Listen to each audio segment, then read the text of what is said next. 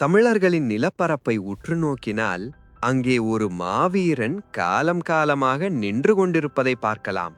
அவன் நம் கடந்த காலத்தின் சாட்சி, நிகழ்காலத்தின் ஆதாரம், எதிர்காலத்தின் நம்பிக்கை.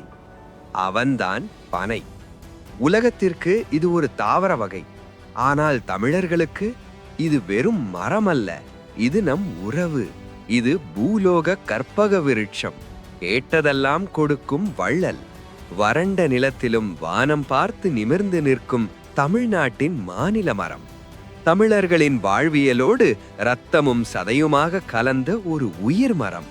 அறிவியல் ரீதியாக இதை பொராசஸ் பிளாபெலிஃபெர் என்று அழைப்பார்கள்.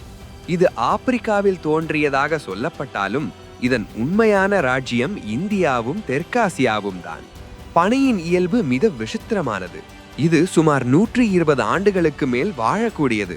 மற்ற மரங்களைப் போல அல்லாமல் இதில் ஆண் பனை, பெண் பனை என இருவகை உண்டு. இது ஒரு வறட்சிகால தோழன். இதற்கு தண்ணீர் பாய்ச்ச தேவையில்லை, உரம் போட தேவையில்லை, வேலி போட்டு பாதுகாக்க தேவையில்லை.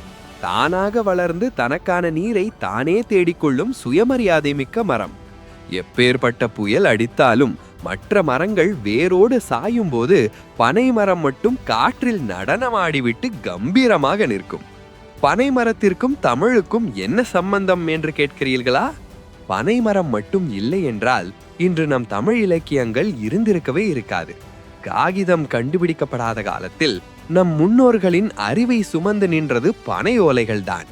திருக்குறள் கீறப்பட்டது இந்த ஓலையில்தான். தொல்காப்பியமும் சங்க இலக்கியங்களும் பல நூற்றாண்டுகளாக பாதுகாக்கப்பட்டதும் இதில்தான். கல்லில் செதுக்கியது அழிந்திருக்கலாம், ஆனால் பனை ஓலை நம் மொழியை, நம் வரலாற்றை ஒரு தலைமுறையிலிருந்து அடுத்த தலைமுறைக்கு கடத்தி சென்றது. தமிழை வாழ வைத்தது தமிழன் மட்டுமல்ல, இந்த பனை மரமும் தான். ஏன் இதை கற்பக விருட்சம் என்று அழைக்கிறோம்? ஏனென்றால் இதன் எந்த ஒரு பாகமும் வீணாவதில்லை. இதன் வேர் மருந்து, தண்டு வீட்டுக்கு உத்திரம், ஓலை கூரை மற்றும் கைவினை பொருட்கள், நார் கயிறு மற்றும் கட்டில், பதநீர் உடலுக்கு குளிர்ச்சி, நுங்கு கோடைகால அமிர்தம், பனம்பழம் மற்றும் பனங்கிழங்கு பசியாற்றும் உணவு, இறுதியாக கருப்பட்டி ஆரோக்கியமான இனிப்பு. இறக்கும் குழந்தைக்கு செய்யப்படும் கிளுகிளுவிப்பை முதல் மூத்தவர்கள் பயன்படுத்தும் கைத்தடி வரை அனைத்தும் தருவது பனை. இது ஏழைகளின் மரம் மட்டுமல்ல, பொருளாதாரத்தின் ஆணி வேர். பயன்களை தாண்டி பனை ஒரு சிறந்த சூழலியல் போராளி. நம் முன்னோர்கள் ஏரிக்கரைகளில் சும்மாவா பனையை நட்டார்கள்? பனையின் வேர் செங்குத்தாக வெகு ஆழத்திற்கு செல்லும்.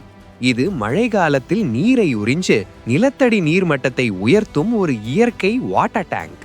அதே சமயம் நீர்நிலைகளில் மண்ணரிப்பு ஏற்படாமல் கரையை பாதுகாப்பதும் பனைதான். பனை இருக்கும் இடத்தில் நிலத்தடி நீர் வற்றுவதே இல்லை.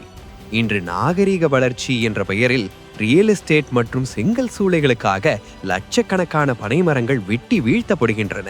நினைவில் கொள்ளுங்கள், ஒரு பனை மரத்தை வெட்டுவது என்பது நம் எதிர்கால சந்ததியின் தாகத்தை தீர்க்கும் நீரை தடுப்பதற்கு சமம். நம் முன்னோர்கள் நமக்காக விட்டு சென்ற இந்த செல்வத்தை நாம் நம் பிள்ளைகளுக்கு விட்டு செல்ல வேண்டாமா? இன்றை உறுதியேற்போம். பனை பொருட்களை பயன்படுத்துவோம்.